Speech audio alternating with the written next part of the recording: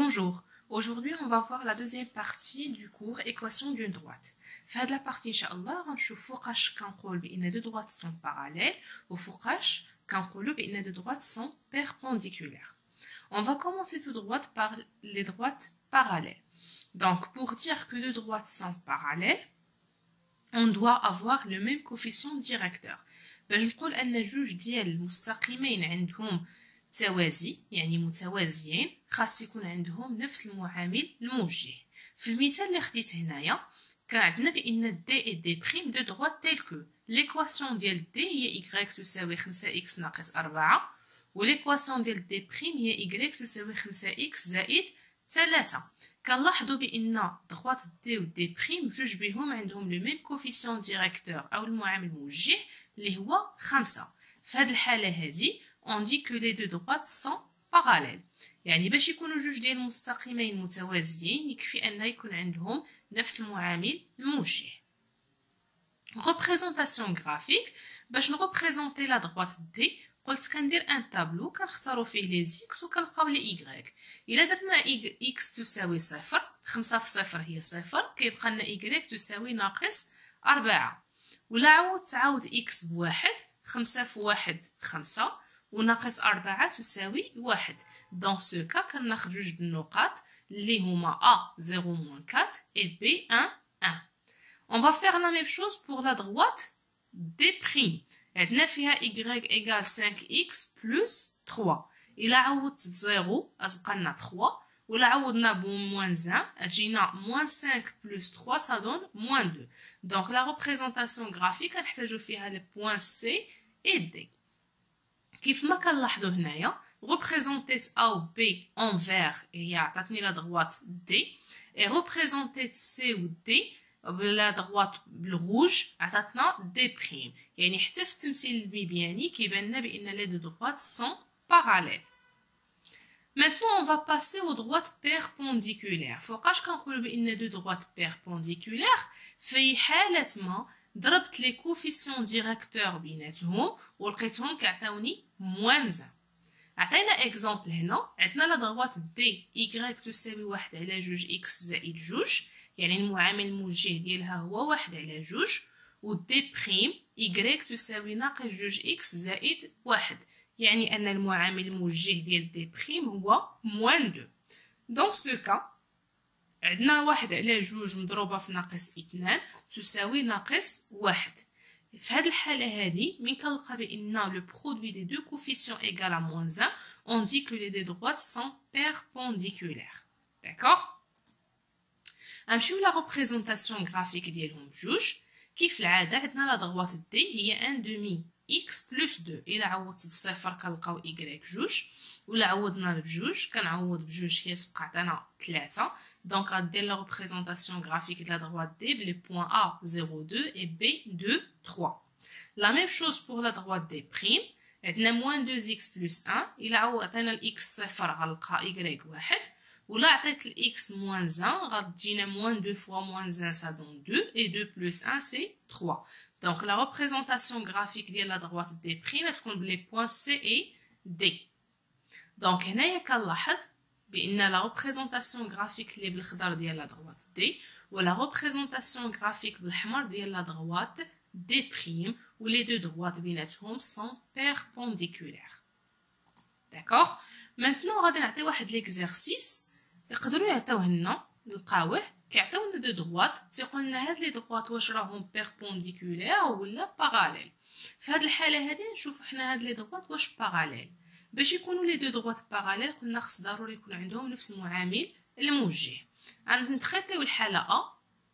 دونك بور لو كا ا عندنا D1 3x moins 2 et D2 3x plus 3 demi.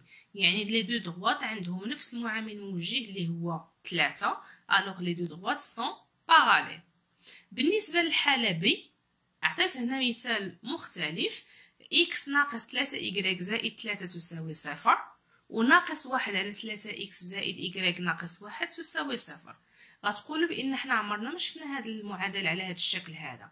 واخا تحط لينا شي معادله مخربقه خاصنا حنا نردوها على الصيغه ديال y تساوي ا في اكس زائد بي، يعني كنخلي الايغريك في طرف وكنحول الاكس زائد العدد المعلوم اللي هو لوردوني الوريجين للطرف الاخر. غادي نشوفوا كيفاش غادي نديروا ليها. دونك في هذه الحاله عندنا دي 1 و دي 2. نبداو بالدي 1. بور شيرشي دي 1 كنحط ليكواسيون تيل كيلي. عندنا x موان 3 y زائد 3 تساوي صفر. قلنا شنو اللي نديو الايغريك للجهه والاكس العدد المعلوم للجهه. هنايا انا اختاريت اننا نديو ناقص 3 y باش كتولي موجبه تولي غير 3 y تساوي x زائد 3. ها حنا لقينا الاكس وعدد بوحديتهم في طرف. 3 y باش نتخلص من داك 3 خاصني نقسم عليها، لحقاش كما شفنا بان الضرب كيولي على شكل قسمه بحال اللي خدمنا المعادلات. اذا y تساوي الطرف الثاني اللي هو x زائد 3 مقسوم على 3. في الاخير كنحصلوا على المعادله ديال دي 1 هي 1 على 3 x زائد 1. بنفس الطريقه غادي نخدموا دي 2. دونك بور دي 2 كانت عندنا موان 1 تيير x بلس y موان 1 ايكال 0. هنا حنا مهندين من y راها بوحديتها، يعني يكفي ان الشيء الاخر غادي نديوه للطرف الاخر مع تغيير الاشاره. كانت عندنا ناقص 1 على 3 x تولي 1 على 3 x، وكانت عندي ناقص 1 تولي زائد 1. اذا المعادله المختصره ديال المستقيم دي 2 هي 1 على 3 x زائد 1. شنو كنلاحظ بالنسبه للمستقيمين؟ ان عندهم نفس المعامل الموجه اللي هو 1 على 3. في هذه الحاله كنقول بان المستقيمين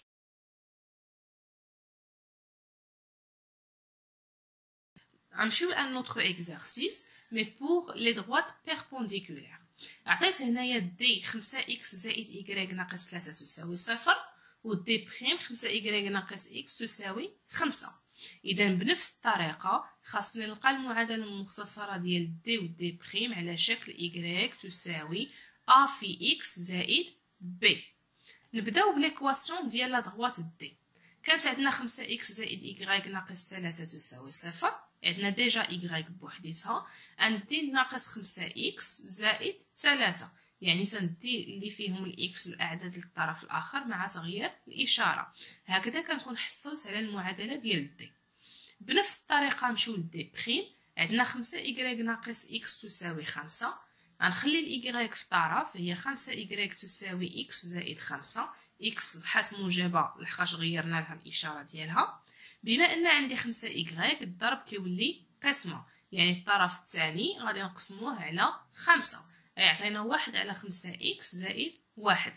اذا المعادله ديال دي هي ناقص 5x زائد 3.